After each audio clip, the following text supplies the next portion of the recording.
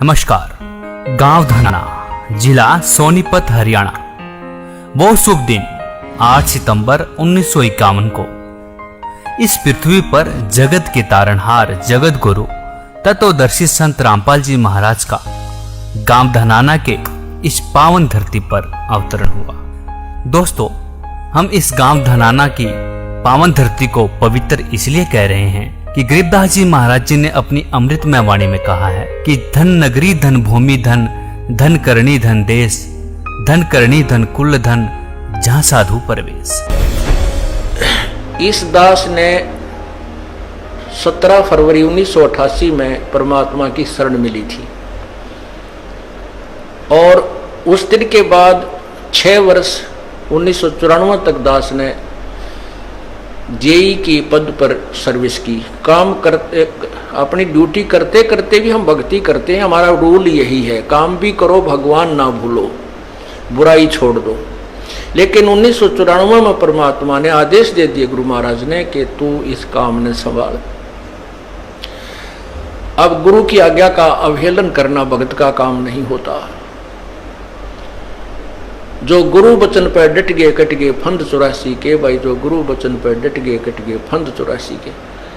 और उन्होंने अचानक मुझे बुलाकर पास बैठा लिया, कहने लगे आज से तू नाम दिया करेगा और जितने भी वर्तमान संगत थी सबको कह दिया और सबको बता देना कि जो इसको गुरु नहीं मानेगा वो मेरा कुछ नहीं होगा।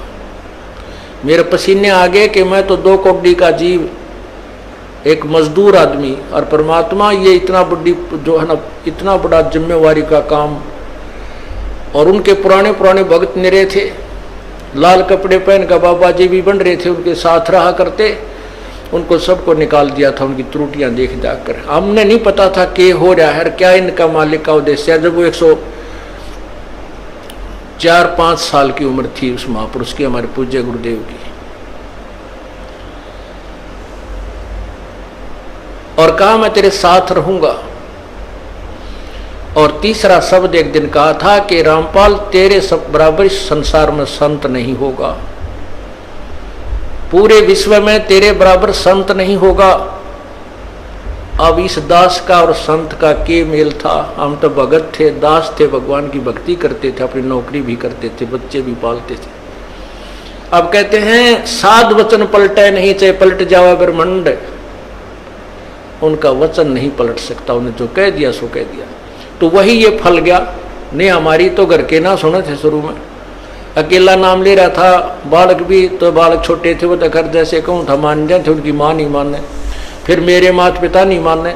अगले भाई पुरानी लाग कुकर छोड़ना, बड़े साके में पा आया। फिर परमात्मा से अर्ज करी, धीरे धीरे वो समझन लागे। ना सुनते तो भी बोले जानता बावड़े की तरह। तो धीरे क्यों कान न कैसे बंद करेंगे वहाँ बैठे हुए। तो ये ऐसा निर्मल ज्ञान है, एक बार अंदर का सुबह कैसी सिरंजा जानते काम करेगी दवाई। तो धीरे धीरे कान के माध्यम से ये दवाई भेजी जाती है। और आज देख लो, रंग ला दिया परमात्मा ने। उस परम पिता पूज्य गुरुदेव जी की शब्द शक्ति से सब काम चल रहा है और कबीर परमेश्वर हमारे सिर पर रहते।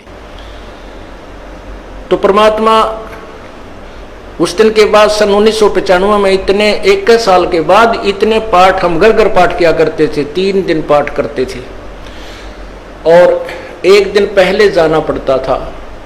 ये दास स्वयं सेवा करता था, घर घर जाके उनके सब जहाँ हमने पाठ करने का स्थान देखना होता था उसकी सफाई करते थे। कईयों का देख कर कमरा होता बड़ा सा, उसी में पाठ भी करना, उसी में खाना भी बनाना, उसी में खाना भी उसी में, सोना भी उसी में। तो उस ढंग से अपनी सेटिंग कर लेते, हम इतनी जगह में पाठ कर लेंगे। तो मेरा जाना अति आवश्यक था उस समय, क्योंकि ये स्टार्ट था भक्ति का और स्टार्ट था इस 500 यज्ञ करने का। किसी को नहीं मालूम था, बच्चे थे, सहयोग देने लगे।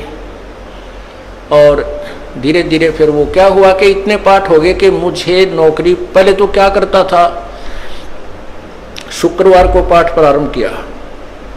शुक्र ड्यूटी करके सामने चले जाते बृहस्पतिवार को, शुक्रवार को रात में तैयारी करते, शुक्रवार को शनिवार को अब पाठ प्रारंभ करके अपनी नौकरी पर चला जाता।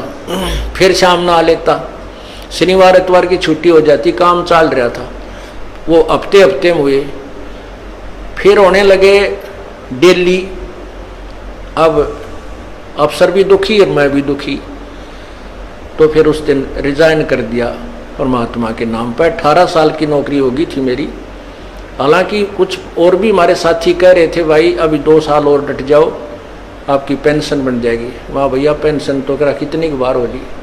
जो पेंशन ई बनेगी ना, या कद्दे नहीं बनी थी, या असंख्य जन्मों की पेंशन बन जाएगी। तो वो तो इस बात को नहीं समझे थे, उन्हें तो मुझे मूर्ख ही समझा।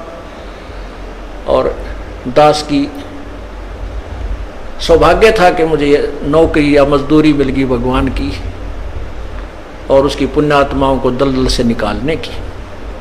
कहते आत्म प्राण उद्धार ही ऐसा धर्म नहीं और। धर्म तो और भी है, दान करते हैं, भूखों को भोजन देते हैं, ऐसा है कि सहाय करते हैं, लेकिन जो आत्म प्राण उद्धारी ऐसा धर्म नहीं और। धर्म तो ये भी है जो गौशाला बना रखी है। धर्म वो भी है जो चिड़िया ऊपर चुग्गा डाल देते हो पशु पक्षियों को। वो भी विकलांगों के जो ऑपरेशन वगैरह कराए जा रहे हैं वो भी धर्म है। अनाथ आश्रम है वो भी धर्म है।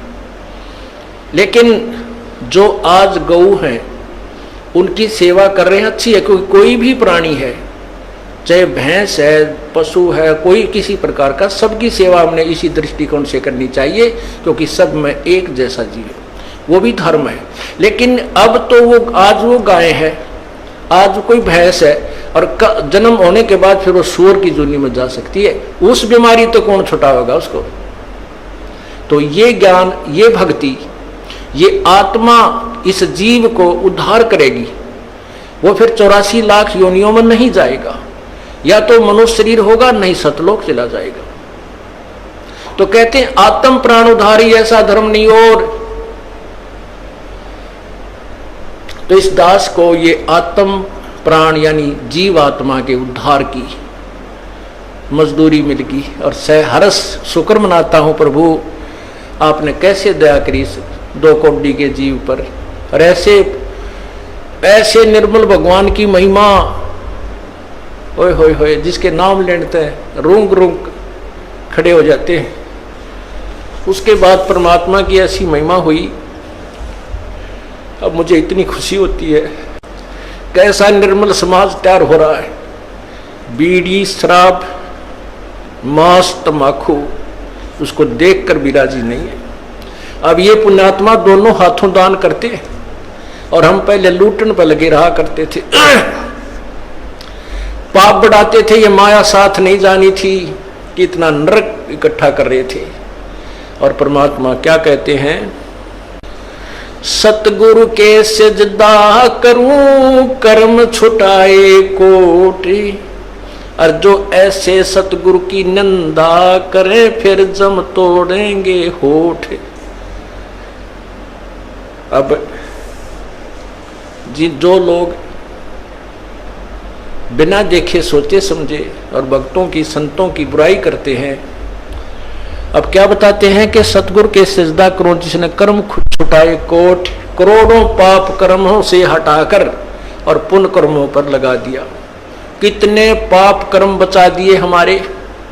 और जैसे ऐसे सतगुरु की जो निंदा करते हैं, कहते हैं उनके जम तोड़ेंगे होठ, यम के दूत उनके ऐसे लठ मारेंगे, चाहे कितने लागो, मुंह पे, होठा पे। होठ इसलिए कहा कि इस पर ज्यादा दर्द होया करे, सोई भी बड्डी आया करे। तो कहते हैं वो जम तोड़ेंगे होठ जो बकवाद किया करते थे, संतों की निंदा करते थे।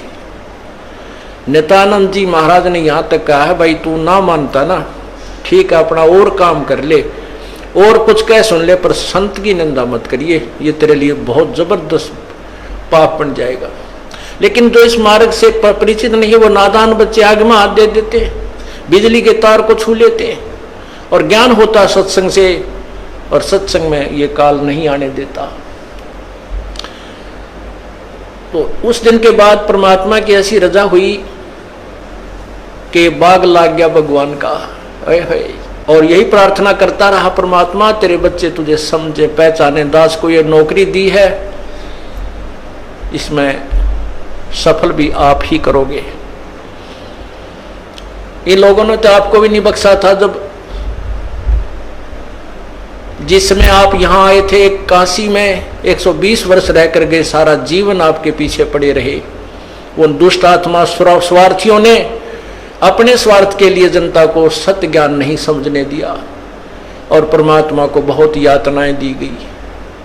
अब उनकी जो यातनाओं, उनके साथ जो हुए संघर्ष को देखकर इस दास का दिल डटा हुआ है कि हमारे साथ तो अभी कुछ भी ना हुआ है। जो उस परमात्मा के साथ कितना तेल के कढ़ाई में डाल दिए, कितना काट काट के घेर दिए, कितना कुएं में डाल के ऊपर तो डले ठोक दिए और फिर भी डोके न पाए। वो तो समर्थ थे और जनता कुछ नहीं बिगाड़ सकी और ना ही उनको समझ सकी।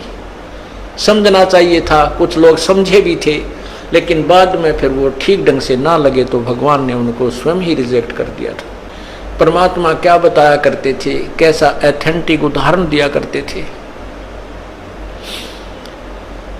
अपनात्माओं क्या बताते हैं, भाई सिर साटे की भक्ति है और कछु नहीं बात, सिर के साटे पाइयो अवगत अलख अनाथ।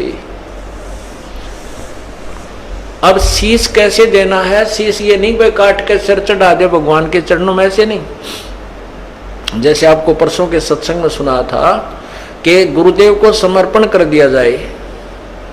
समर्पण का अर्थ यह है कि जो आज्ञा दे वही की जाए, चाहे वो बुरा लग रहा है चाहे अच्छा लग रहा है, उसमें हमारा हित है, अति हित होता है। और संत क्या कहते हैं, भाई बीड़ी शराब मांस तम्बाकू ये मत पीना।